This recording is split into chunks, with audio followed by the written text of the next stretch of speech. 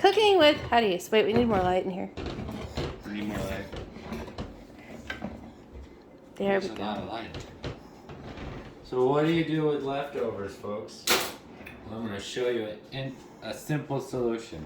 We got some leftover chicken that I pulled apart off of a whole chicken that we roasted not too long ago. Look at that. That looks so good.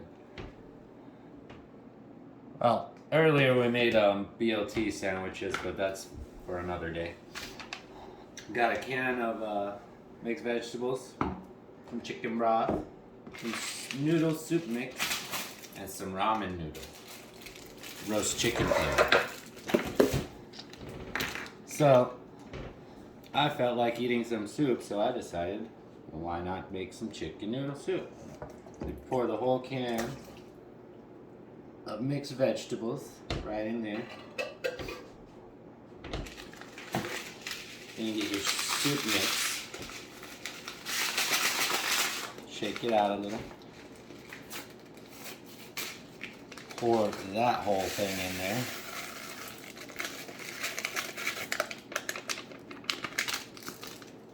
And about a cup of broth. Chicken broth.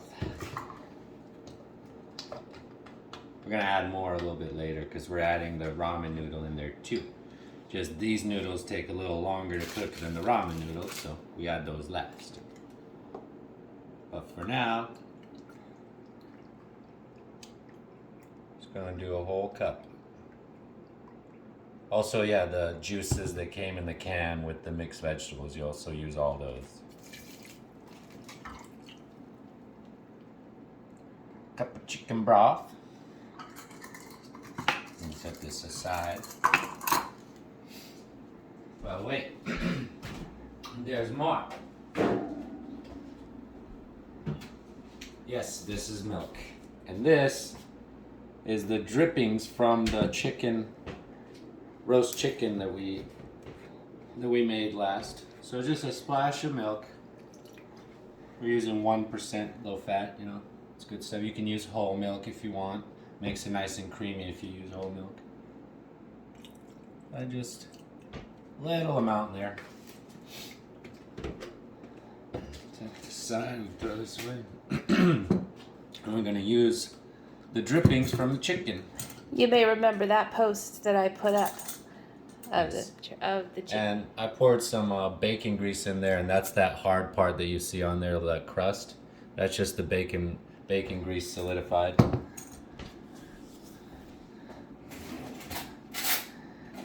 Take a spoon and get some of that bacon grease. See that hard bit right here? That's the bacon grease solidified. So I'm just gonna put that in there, and then some of that.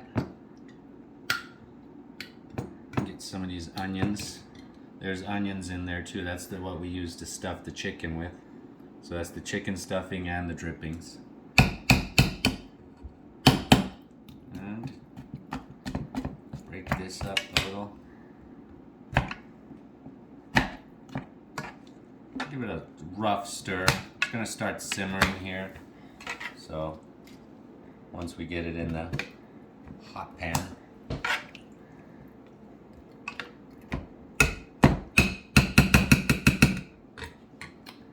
There we go. Now we're gonna throw it on the stove top. We're gonna wait on the chicken since it's already cooked. We don't want it to overcook. Turn it to about medium high. Bring this to a simmer.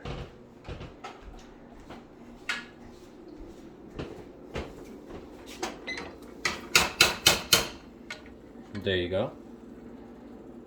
Oop. We have a wide array of spices that he loves to cook with. Because cooking is important. That's why I'm going to marry him. He's such a good cook. Always have molasses. Every good kitchen has a thing of molasses. Always. Very staple. And pickling salt. Very important. Every staple item in every kitchen. Molasses, pickling salt, and oil. And we got plenty of all that. Now none of these mixes have garlic in them, and I don't want to take the time to mince up garlic. I have garlic up here. Always keep some garlic, but I don't want to mince it up because I'm lazy right now. So I'm just going to use the powdered garlic. And I like good amount of garlic, and so does my baby here. So we're just going to put a nice helping of garlic. Mix that up in there as well. Now at this point I would add some spiciness to it. Not everybody likes spicy food, so it's an optional thing, but one I like to recommend is, well, there's two I'd like to recommend. There's this Grill Mates spicy Monterey steak seasoning. It's very good. Or it's a medium spice.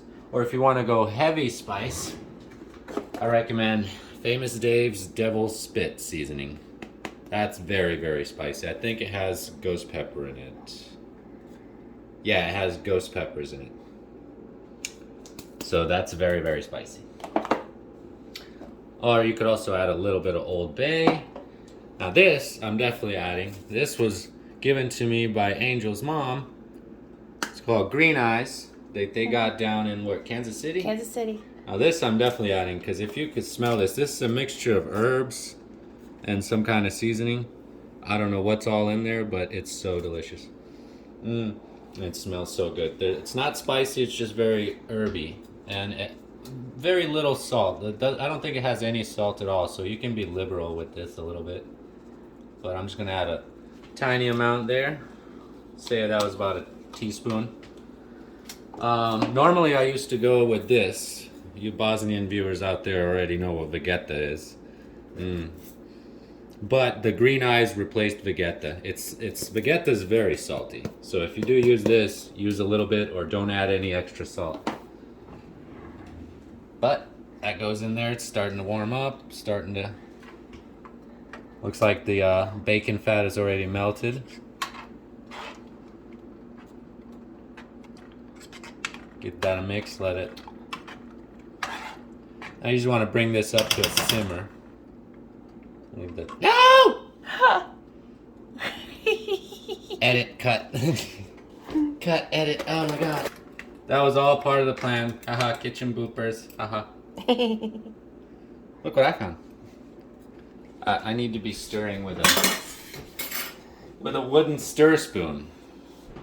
That's what you really should be using.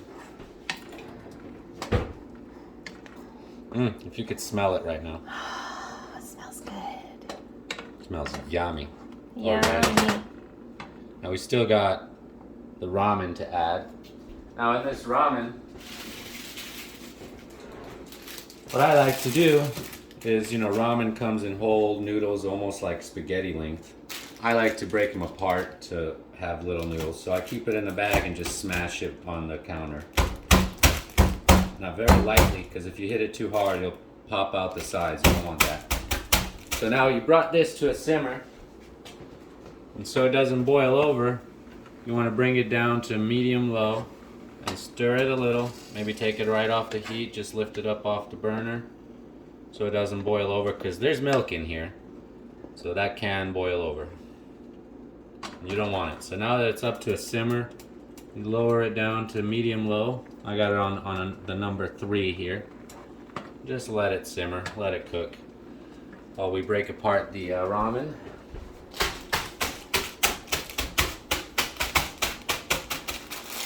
Nice and broken up. Now there is a seasoning package in here, but since we're using so many other seasonings already, and that noodle mix already has its own seasoning, we're not going to use this, but we'll save that for something else because it's good stuff. It's not wasted, but you see I broke the ramen apart into little chunks. Now while it's simmering, once you got it started simmering and put it down to medium-low, that's when you add the ramen. Add the whole bag. Mix that in there nicely. And you let that cook until the ramen softens up. Give it a good mix.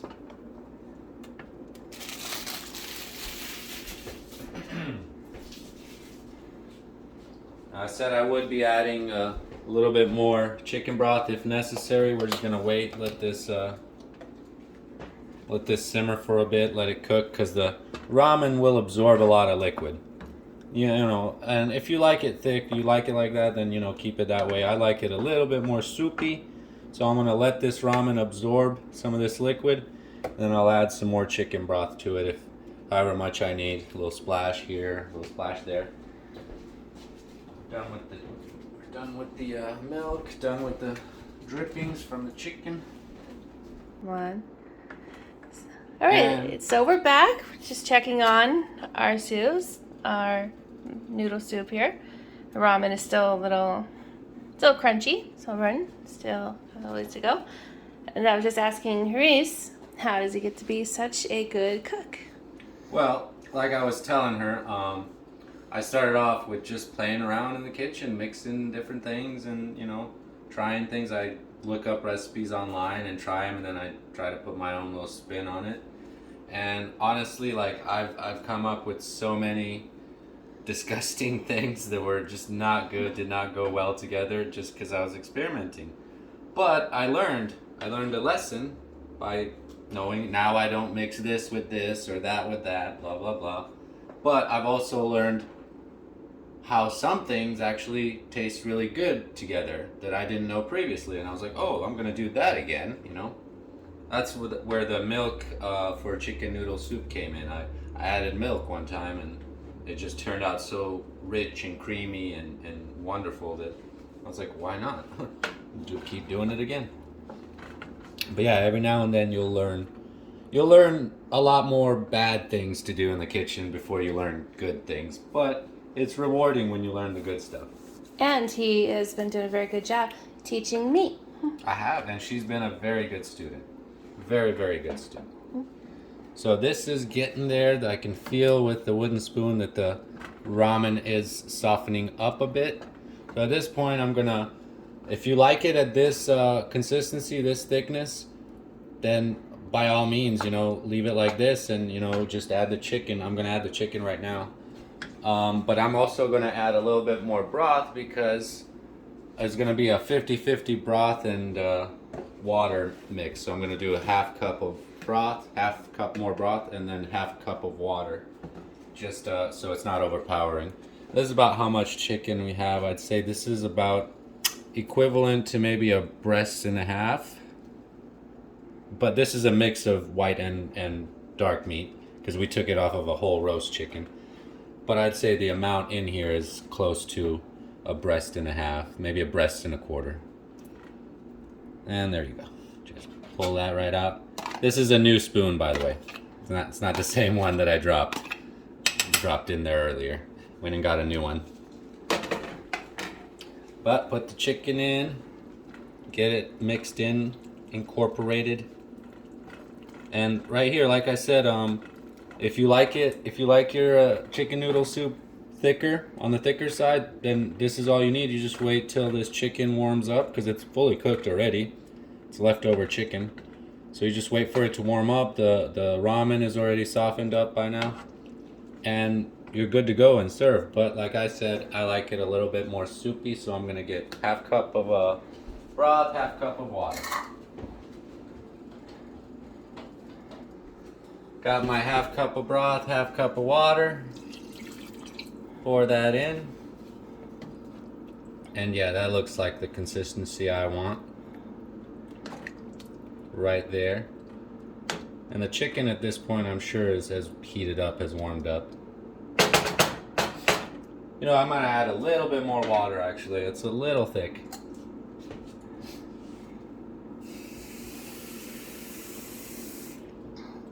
Do about 2/4 of a cup here of water.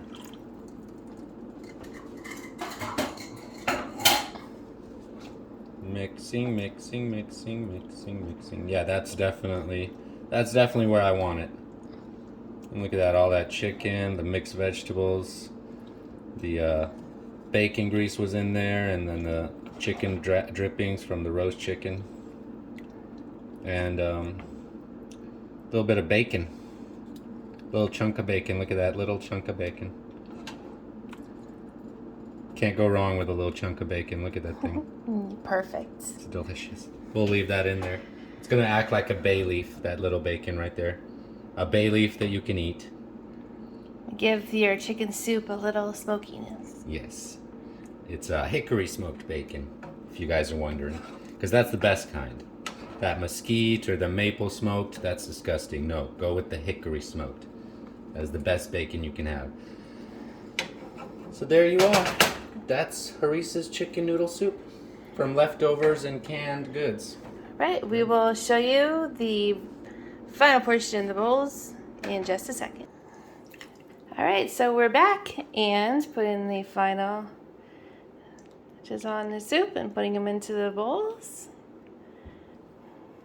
Yeah, it's all done and good. This so is delicious. Where we left off, I told you I added a little bit more water.